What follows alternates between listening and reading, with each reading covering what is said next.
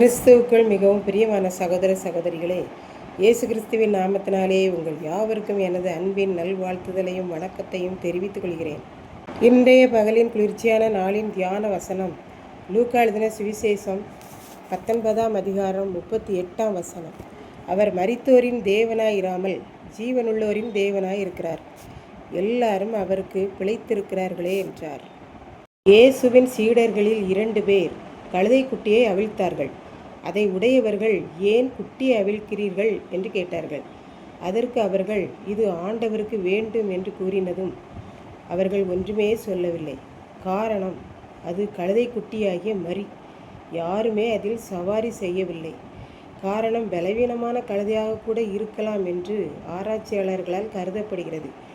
எது எப்படி இருந்தாலும் கட்டப்பட்ட கழுதை அவிழ்க்கப்பட்டு விடுதலை செய்யப்படுகிறது என்று பார்க்கின்றோம். கட்டவிழ்க்கப்பட்ட கழுதையின் மேல் வஸ்திரங்கள் விரிக்கப்படுகிறது. அதன் மேலே இயேசு ஏறி உட்கார்ந்தார். முதிர்ச்சியடையாத பலவீனமான கழுதைக்கு வஸ்திரம் விரிக்கப்படுகிறது. இன்றைக்கு நாம் ஆத்துமாவிலே முதிர்ச்சி அடையாமல் இருக்கிறோமா? சரீரத்திலும் ஆத்துமத்திலும் நான் பலவீனன் என்று சொல்லுகிறீர்களா? நம்மை அவருக்கு ஒப்பு கொடுக்கிற போது அவர் அந்த கட்டுகளை எல்லாம் மாற்றி நமக்கு இரட்சிப்பின் வஸ்திரத்தை உடுத்தி நமக்குள்ளாக வந்து வாசம் பண்ணுகிற தேவனாயிருக்கிறார். அடுத்ததாக, இயேசு ஏறி அமர்ந்த கழுதை செல்லுகிற இடங்களிலெல்லாம் வஸ்திரங்கள் விரிக்கப்படுகிறது. மரக்கிளைகளும் போடப்படுகிறது. நாமும் அவரை சுமந்தவர்களாக இந்த உலகத்திற்குள் செல்லுகிற போது போகிற கால் மிதிக்கிற எல்லா இடங்களிலும் நமக்கு ஆத்துமாக்கள் அறுவடை கிடைக்கும் என்று பார்க்கின்றோம்.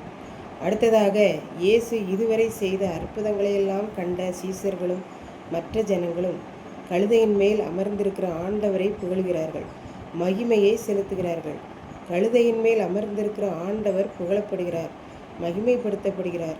இன்றைக்கு நாம் இயேசுவை சுமக்கிற கழுதையாக இருக்கிறோமா? நம் மூலமாக ஆண்டவர் மகிமைப்படுகிறாரா, புகழப்படுகிறாரா என்பதை நாம் சிந்தித்து பார்ப்போம். மக்கள் அவ்வாறு புகழும்போது பரிசேயர்களுக்கு பிடிக்கவில்லை. புகழுகிறவர்களை அதட்டச் சொன்னார்கள். இயேசு சொன்னார், இவர்கள் புகழவில்லை, மகிமைப்படுத்தவில்லை என்றால் இந்த கல்லுகளே என்னை மகிமைப்படுத்தும், பரவாயில்லையா என்று கேட்டார். இன்றைக்கு நாம் அவரை மகிமைப்படுத்தவில்லை என்றால் ஆண்டவருக்கு மகிமை வேறு யார் மூலமாவது செலுத்தப்படும் என்பதை நாம் உணர்ந்து கொள்ள வேண்டும்.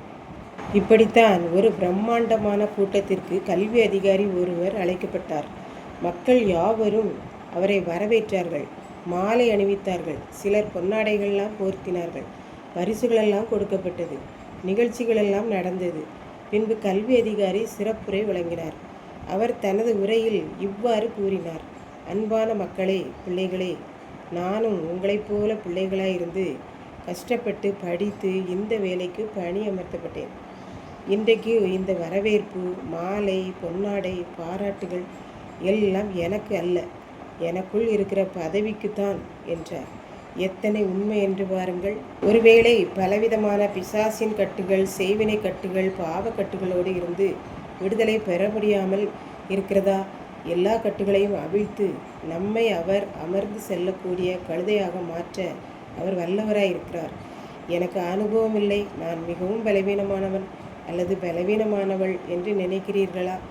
எந்த நிலையிலுள்ள கழுதையாக இருந்தாலும் நம்மை சரி செய்து நம்மேல் இரட்சிப்பின் வஸ்திரத்தை உடுத்தி அவர் ஏறி அமர்ந்து செல்லுகிற கழுதையாக நம்மை மாற்றுவார் என்பதில் சந்தேகமில்லை.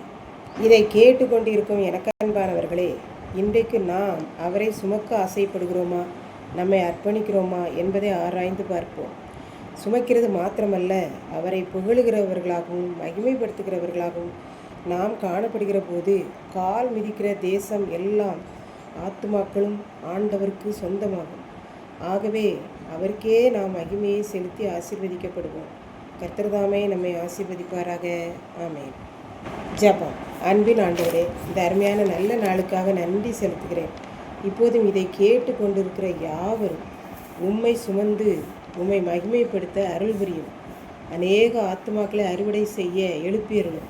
மீட்பர் இயேசு கிறிஸ்துவின் நாமத்திலே தாழ்மையோடு வேண்டிக் கொள்கிறேன் பிதாவே. ஆமென்.